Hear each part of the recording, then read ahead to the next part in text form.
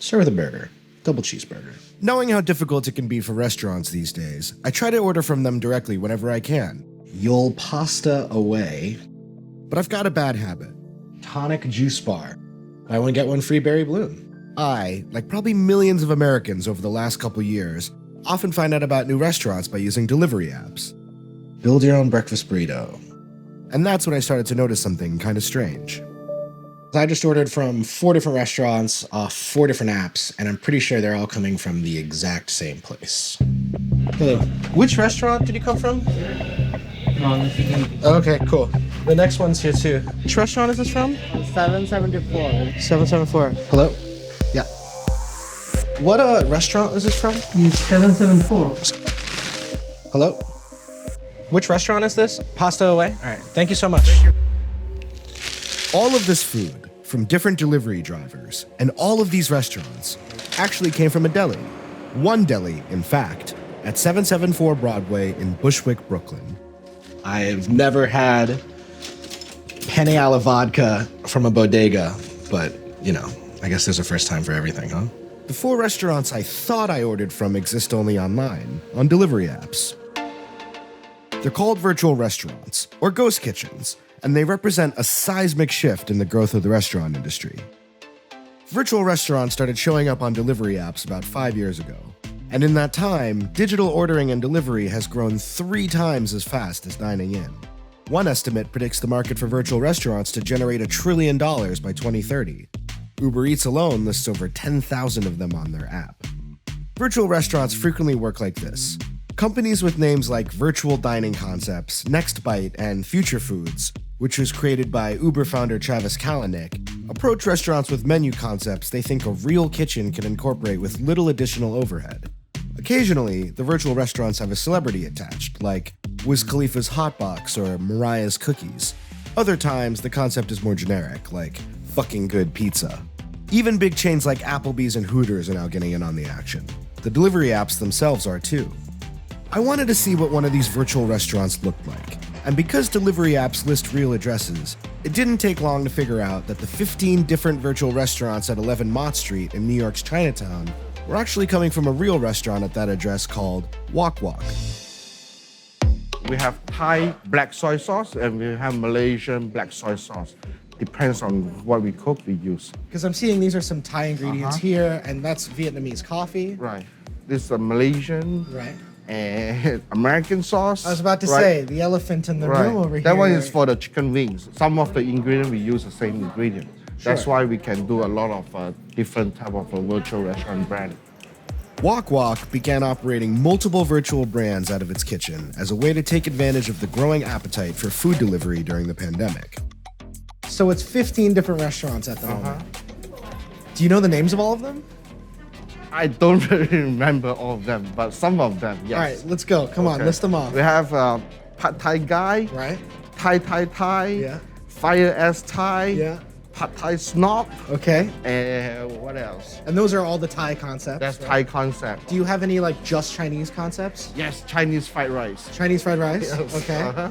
And then Western, you've got Fried chicken wings. fried chicken wings. Fire ass wings. Right? And then now Tiger Bites too, right? Yes. So you've only named 8. There's 7 other restaurants. I have to check the computer.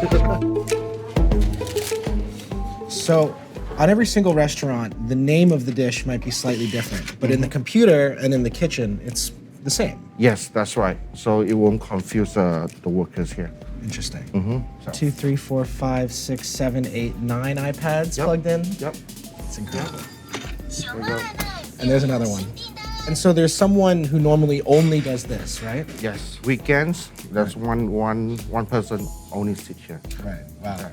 And when it gets too busy, my wife is the one who remote control at home. Really? If the future is one person and 9 iPads doing the work of what used to take 15 separate restaurant staffs, it's also survival.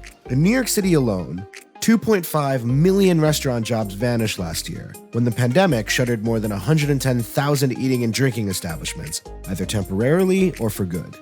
Wok Wok stayed open. Were you guys this busy during the pandemic? Oh yes, we are very busy. only for takeout and deliveries. Right. And on that time, it's very hard for me to find someone to work. So we short on people, but the order keeps coming in. So do you find that a person who orders through Grubhub or DoorDash orders Fire Ass Thai, is that the same customer who's coming to sit down in Wok Wok to eat, or is that different people? I think it's a two different set of people. Right. Right. People that who order delivery, they usually don't really come out and eat. But if the food is good, they want to explore more food, they will dine in.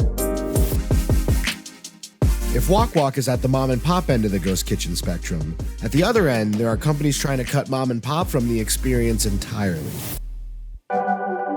During the pandemic, all the locations of David Chang's Momofuku Fuku closed. You can still get the iconic chicken sandwich, but only through delivery apps. Instead of a celebrity kitchen, the chicken sandos now get made in food trailers, operated by a Miami-based parking lot company called Reef. I mean, it's just not exactly inviting at all. You know, this isn't ideal for anyone. I have to order through my phone, through a QR code, through a third-party service that is taking a cut, no doubt. Just from like a foodie perspective, like Fuku always prided themselves on these like glorious fried chicken sandwiches, and now they're trying to sell chicken fingers. That to me has some big factory supplier written all over it. Okay, this is different.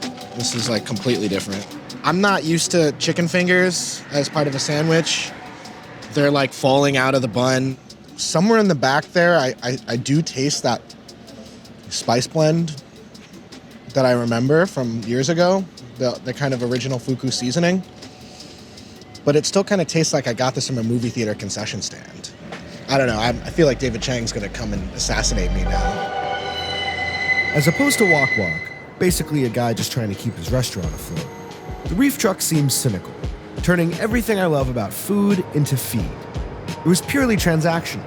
So I called up the company's CEO to understand what makes the virtual model so appealing to restaurateurs. About on average, how many brands each hub is servicing in terms of different food concepts? We can run anywhere from 6 to 10 concepts out of one vessel. We are in more than 23 markets and with over 250 kitchens, which would arguably make us the fastest growing restaurant business in the world. How would you articulate the sort of change that's taking place kind of across the board with the hospitality industry, even beyond just Reef? So if you're a restaurateur and let's say you make a great fried chicken sandwich or salad or whatever it is, usually you're only so good to maybe do that in 1 or 2 locations.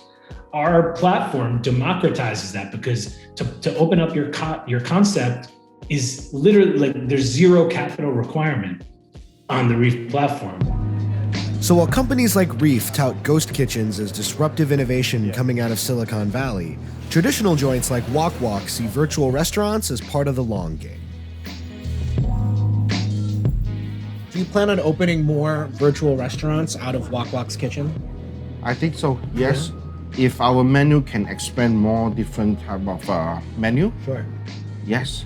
For example, the curry laksa, I can change the noodle, put different component, and we can call it Thai khao soi. So what's the benefit of doing all these virtual restaurants? Try to get more new customer to the door for Wok Wok. That's the main part. You feel successful at that? Yes. Mm-hmm. Do you see any major drawback from doing it? I don't see any major drawback. An order comes in, it's another sales.